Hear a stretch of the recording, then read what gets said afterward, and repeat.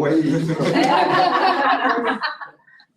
This is maybe too on the goal is to lose you also. To You read it.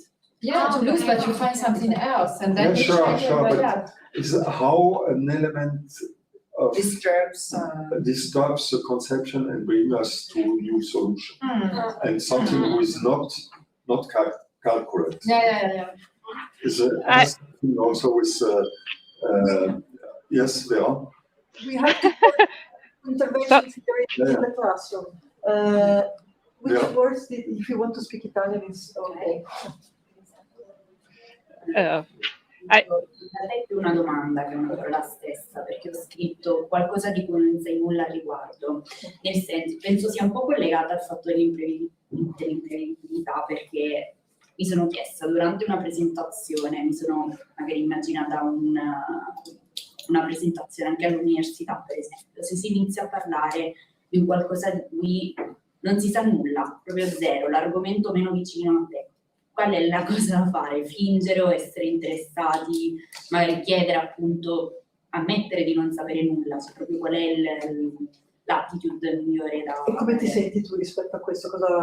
Io personalmente, per il mio carattere purtroppo, mi sentirei abbastanza in ansia a mettere nella modina, mi alzo gli affari miei, però perché sono così, però sarebbe effettivamente un punto su cui lavorare di me stessa, perché appunto sono una persona estremamente timida sotto alcuni punti di vista ed è appunto una cosa che mi interesserebbe capire qual è l'approccio migliore. L'approccio migliore dipende molto dal contesto, per cui sai, non c'è una risposta assoluta, però quella cosa che tu hai detto, chiedere, è una possibilità. Infatti la parola che pensavo io, non so se la parola è contesto, no? Nel senso come creare un contesto all'interno dell'aula, all'interno dello spazio in cui poter favorire, perché specialmente con gli studenti spesso è difficile, no? Hanno paura di fare domande stupide, hanno paura di non essere all'altezza, di riuscire a esprimere un dubbio, di dover sembrare intelligenti e tutti uguali. Quindi come fare a creare un contesto, un'atmosfera che possa favorire questo tipo di relazione? Dove il non sapere ha un valore. I can only answer talking about what I tried to do. So in my case, Susanna, the first Claudia was talking about what to do when you realize you don't know about something that comes up in the conversation. So the first reaction is usually protecting yourself from this, while maybe you could sometimes simply ask and say, okay, I don't know about this, tell me. And Susanna was proposing the theme of the context. How do you create a context? There are other strategies. Di parlare molto e di cambiare le idee. Dipende molto dal contesto. No, io questo l'ho fatto spesso agli esami. So basically, as a teacher who's trying to use this facilitation aspect, what I try to do is destructuring the classroom. So in Urbino, they already know when I arrive there, I need one classroom which is slightly bigger, and you can dismantle all the tables because the tops are not fixed. So you can simply move everything out of the room or use the tabletops to do like walls or something like this. So this is the first. They find that the classroom doesn't look the same. I don't have a position. I use the circular position, which is traditionally the typical. Now the dual teaching is really, for example, for me, it's very hard that we have to do the dual online. But no, I refuse to do that. But we have obliged to do. I have to and you're stay. obliged. Yeah, I am obliged to stay there because there are the students but there are also the students into the monitor. I have the camera, so I can move from my position. I can talk, I can go into the room, I have to stay there. This is a problem, but You I'm understand lucky. this? Yeah. I think it's very important.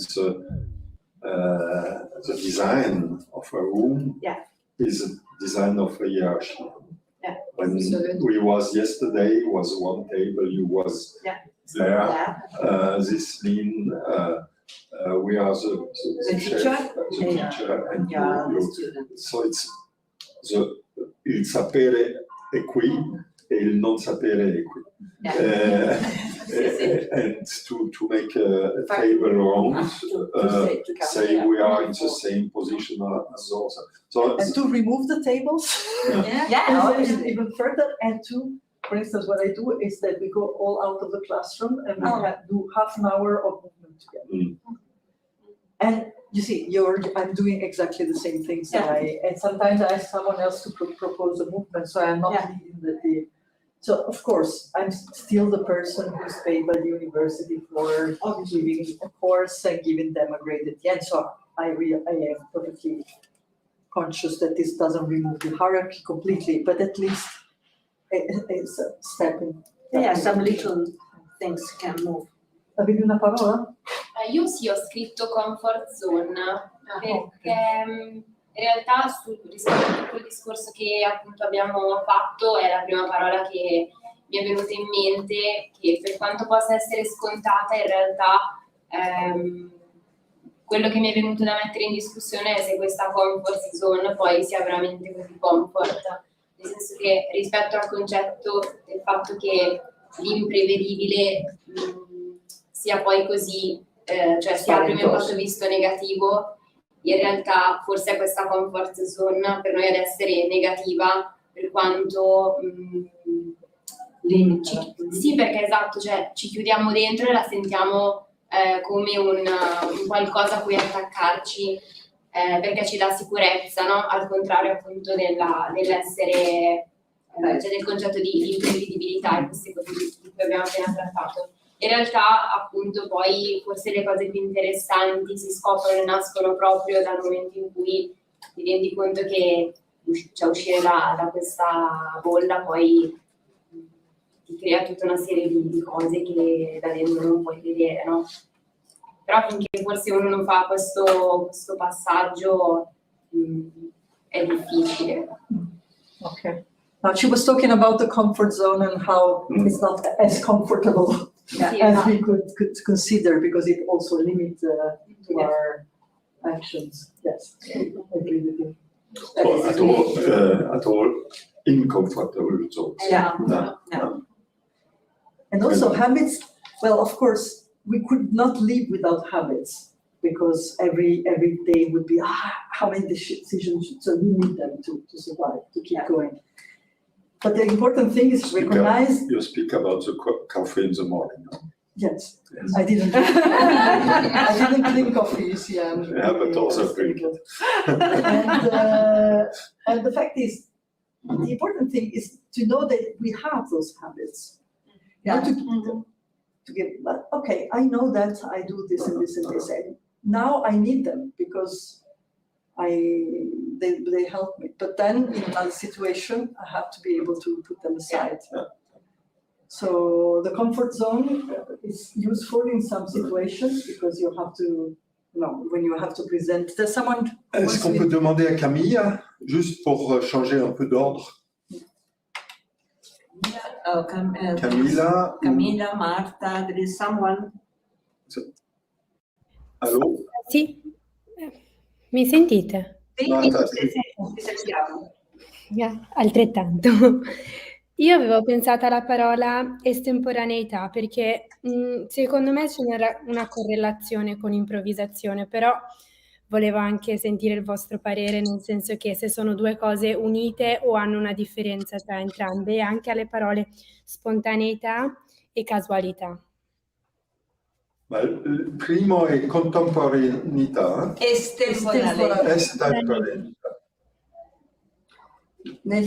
Ma credo che dipende un po' da come la intendi. Tu che significato, come la interpreti, come la usi questa parola? Ma io soprattutto nel senso quando mi trovo di fronte a dover improvvisare un discorso, mi verrebbe da dire che sto usando questo concetto di estemporaneità.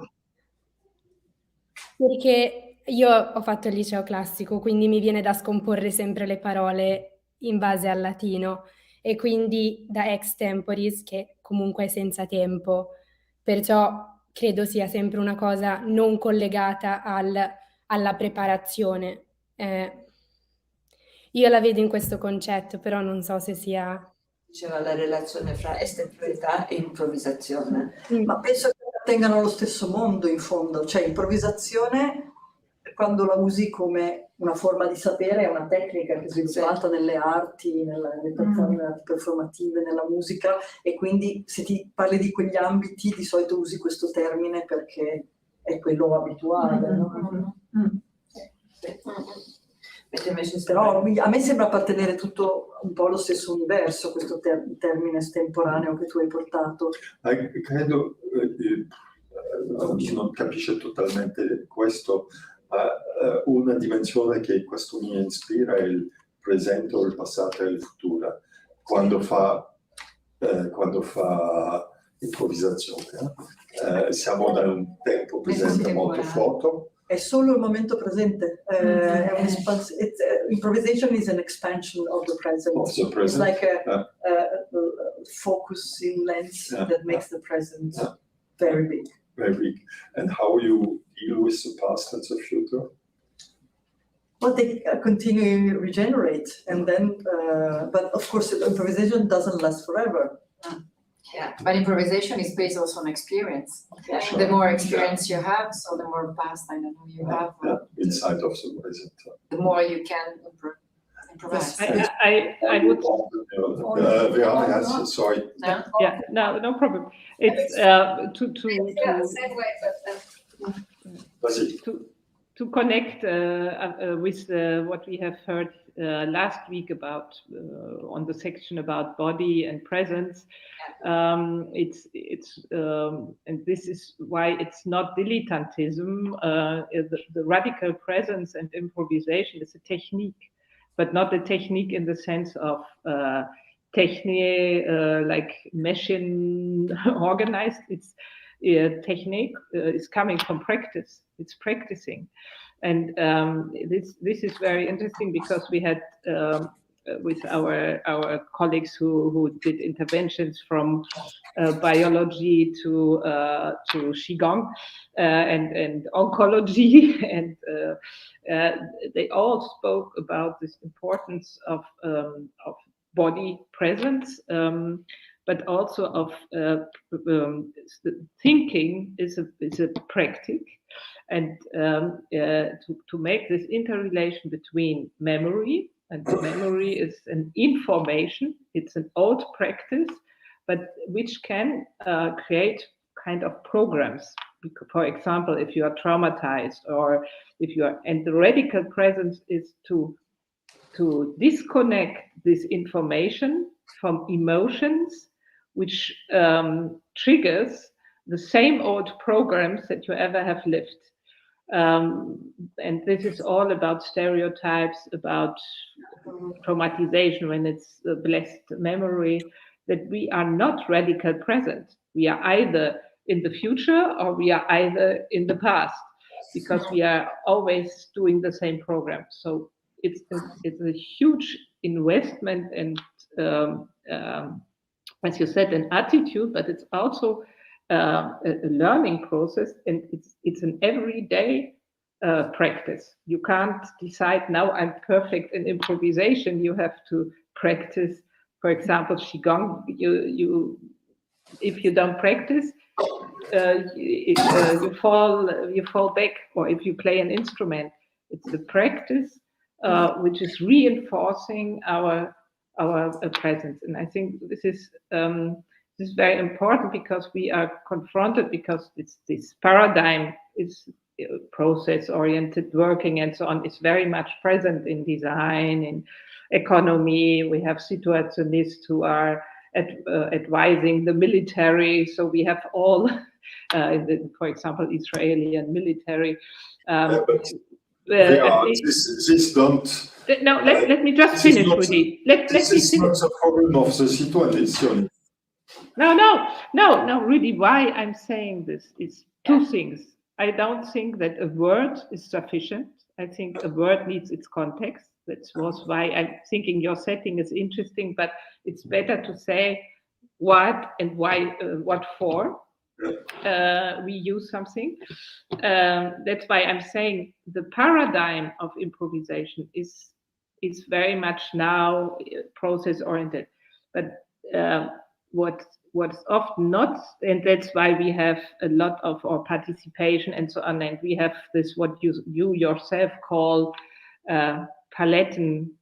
What's the French name for Europaletten? So this is the thing, aesthetics.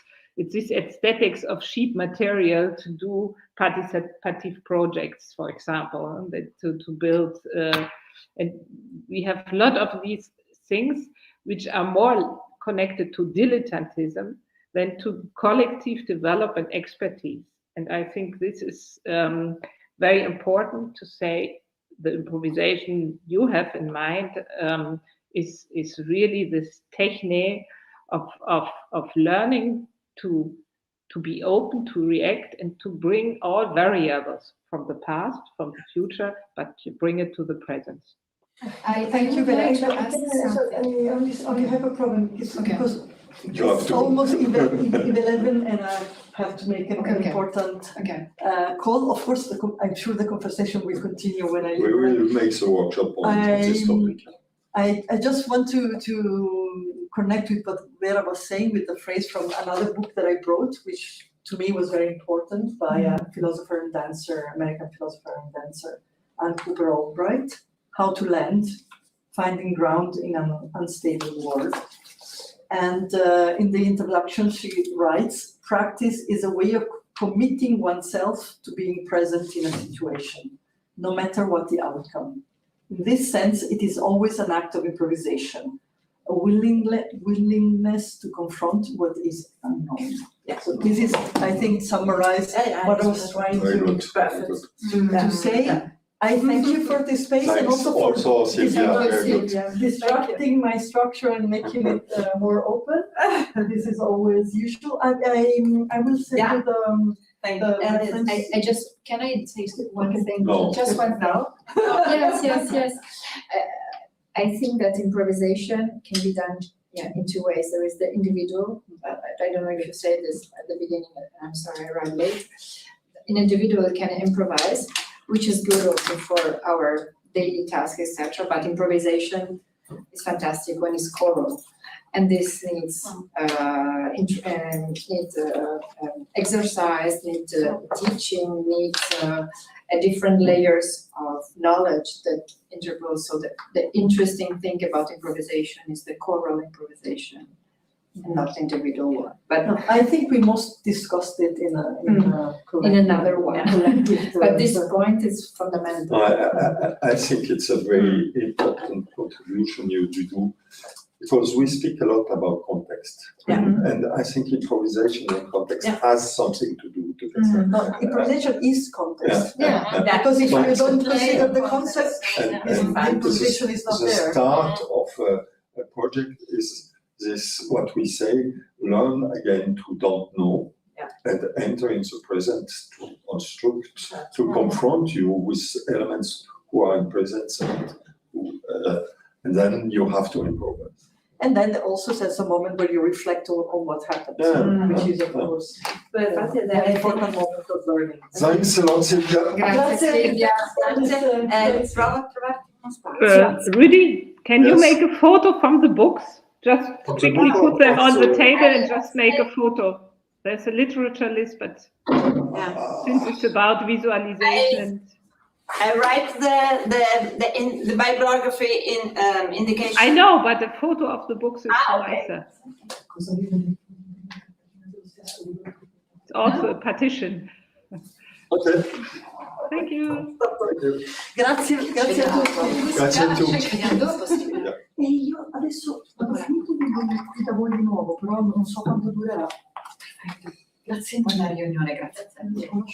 Grazie. Il libro Sì, Silvia. ma avevo anche una borsa. Che ho lasciato. Ah, ce l'ho. Bon, Grazie. Ciao Silvia, grazie. I propose we go over this element, and now we have to make an exercise. I think it's the exercise what we have to do in this semester each time is how can we represent this? How can we represent this knowledge of notes of improvisation on a catalog, how can we make the education? So I don't like this terminology of education. How can we transmit, how can we represent this element to say, okay, we take in the school a manifest, in this case I think it's a kind of manifest of what are methodology of teaching, methodology of creating. So it's and this mean, and I come back. I presented last week also this book, le dessin, les mots et le dessin, pardon. Non, le dessin et les mots. Who is from a Japanese guy, Bumpei Yorifuji. I like this book because he's full up of illustration. And this illustration we see here is very interesting because they say, okay, I design, I'm the guy one. And I have now to look how I design, I'm the guy two. So how can we make a kind of representation who is not only this is, but this is the explication about this is. So the second, this distancing of what we say, who has to do with explication, with information design, or with other way to transmit something. So how can we do it in the same time with sensibility and with knowledge, with dates, and with openness, with words who make that another person can understand it without your speech. That's the point. And just to bring some more urgency inside of it, we are dominated by this other paradigm, and we have to develop another attitude and culture. So it's not just to be in this room and to something. It's too easy to do this in Paris. No, really, I'm not. No, really, I'm not critical. It was a joke. It's not a critique. It's more in the sense of it's not. It's important that you are doing this. It's more in this sense that also we speak about the setting that after 1 hour you have to reactivate the thing. Now everything is online. Others can use it and so on.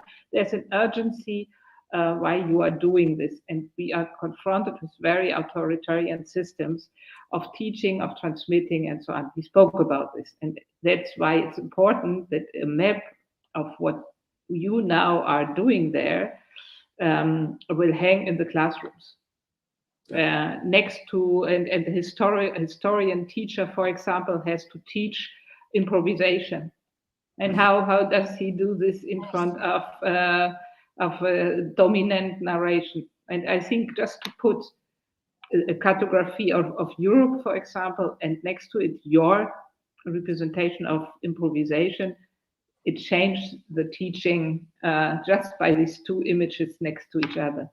That was just to give you the spirit.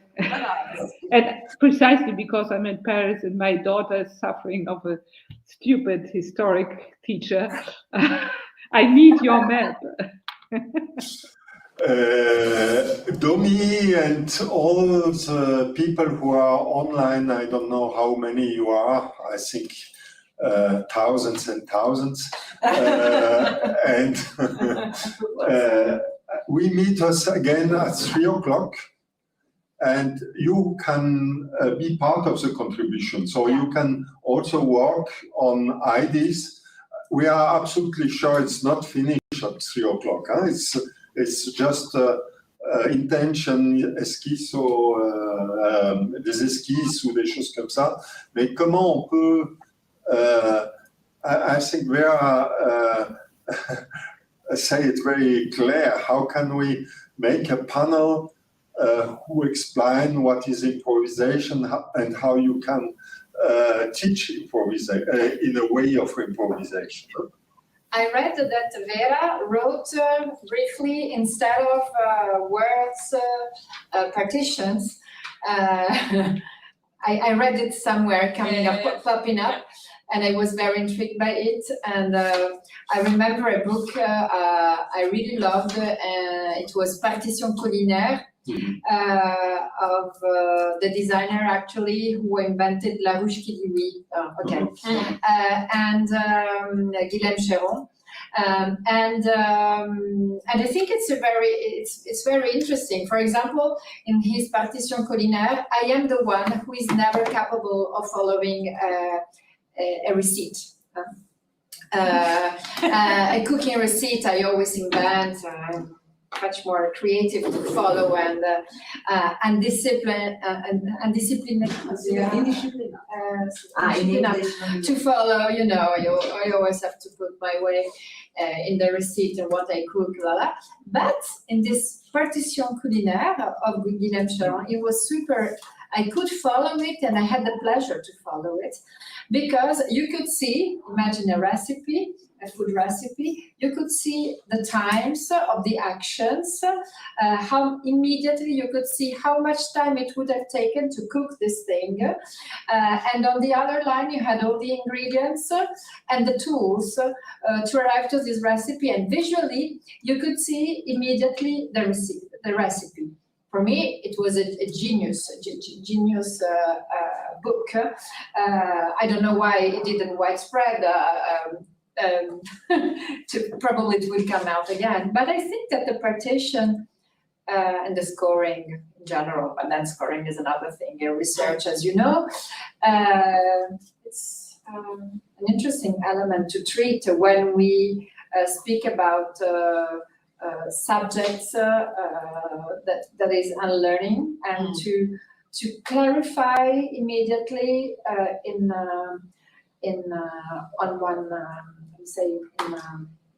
on a paper all the elements. You have the time, you have the ingredients, you have the tools.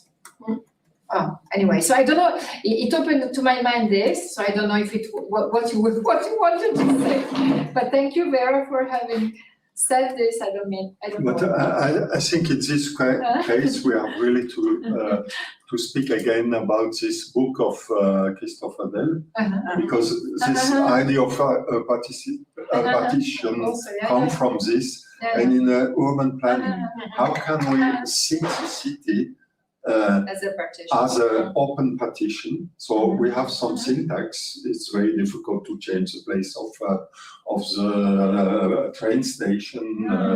You have some fixed element, but how can we think the city not as something who everything is fixed, but who we can adapt? The next generation can change elements.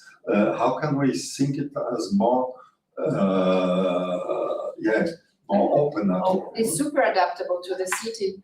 You have the book behind you, where? The PDF or the real book? Both. The real book. The real book I have. The PDF I would have to search, but I can. I'm in the office, so I can. If you give me 10 minutes, I can. 10 is too much. Five. No, you have to choose. You have to choose. Rudy and improvisation. You know what, Rudy? Yesterday I was in a jam session, and it's interesting because it's all about attitude to fill the interstice of a partition, or to have the capacity to open in between so that other information can come into the rhythm. And some is giving the stabilization, and others bring it in. But just by one sign, you can switch the role, and the other is giving the stabilization. And it's just about this, what you have said about sapere, non-savoir. You have how much stabilization elements you need in which moment, because you also can have a very stubborn moment, and then you can have a very open one, or you have intermediate. But it's all about this this moment, and this is really a practique which you have to train, because the stabilization grows when you know more variables, but open variables also. So we all know this. If we have practice skiing, you spoke about this, and you have a certain stability, then you can also be open for other forms. And that's why training or practicing is so important. So in that sense, give me 10 minutes and I prepare your short presentation. I think that one of the things that is very interesting at the beginning of the intervent of Silvia is also the context in which we use the words improvisation, because in Italy, for example, there is a negative point. A very negative point, because the Italians are someone who are very friendly and they can improvise every time, and it is not a positive one. And on the other, is that improvisation is something that belongs to the artist. And the thing that is important for me in the discussion of today is that improvisation will be a technique that everyone can use in his practice, no?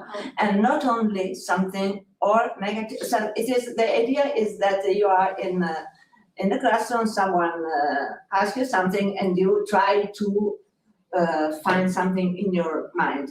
It is not this, I think. It is the idea to improve this relation through improvisation, not to try to resolve a problem in the moment. No? So it's really interesting that you can use these techniques to go on. I have a word I would add to the, even if I don't know the beginning, but it's bienveillance. I don't know in... Attention has this double meaning, but because bienveillance è quello quando fai molto attenzione a come gli altri, cioè tra rispetto e tra... Cioè fai attenzione che per esempio tu, io adesso lo so, se io ti avrò in classe adesso farò un po' attenzione al fatto che magari non mi chiedi subito, ma ti chiedo io per darti, cioè, per andare un passo verso di te. Accortezza. Sensibilità. Sì, perché cioè, secondo me questo in un'improvvisazione è molto importante, perché devi essere anche ricettiva o recettivo di sentire cosa sta succedendo intorno a te. L'idea collegati al contesto. Sì, esatto. Del contesto. Benevolenza. Io credo che sia più tipo empatia anche, cioè il fatto di riuscire a capire cosa succede, i sentimenti e cercare, perché poi può anche essere pericoloso, nel senso se lei Certo. è timida e tu gli vai a fare una domanda, no? Sì, Quindi sì. l'idea è proprio No, di ma riuscire... la domanda non lo fai in Sì, modo appunto, aggressivo, dicevo, perché no? È il proprio- bienveillance è proprio che capisci, Sì, senti cosa succede appunto, intorno. empatia, Dunque, Possiamo fare un po' l'organizzazione del workshop? io devo andare a fare una settimana. Dopo. Yeah, it's Bella. Do you know this? No? Do you know this? No? I have to do something. No, you have to do this. So I try. I do my best. No, It's cool, Susanna. It goes. It's just the time. I know. We know. I propose we construct the workshop around these 3 present students. Yeah. And we make 3 groups. Who you lead one group. Each of you lead one group, and we come to your group.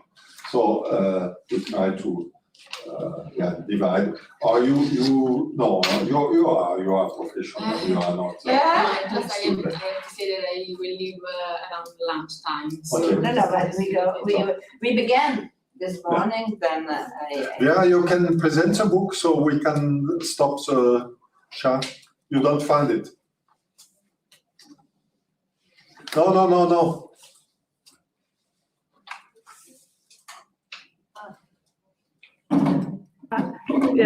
But you should have from your last. You don't find it. So No, not so quick. I can. I will do it for this afternoon. I will find it for this afternoon. Like if you tell me when I can. We meet again at 3 o'clock. Is this okay? Yeah. I try to make 20 minutes workshop with the people here on it. Very good. See you. Bye-bye. I would love to be with you. I also in Paris. It's cold. It's 6 degrees. Okay. 6? Oh. What? Yeah, this night it was so cold. So stay in Milan. Stay in Milano. This morning I was going out at 13 degrees in Tuscany, so it was also not so hot. Yeah. Switzerland, it's snowing in the mountains. Yeah, it's snowing on the mountains.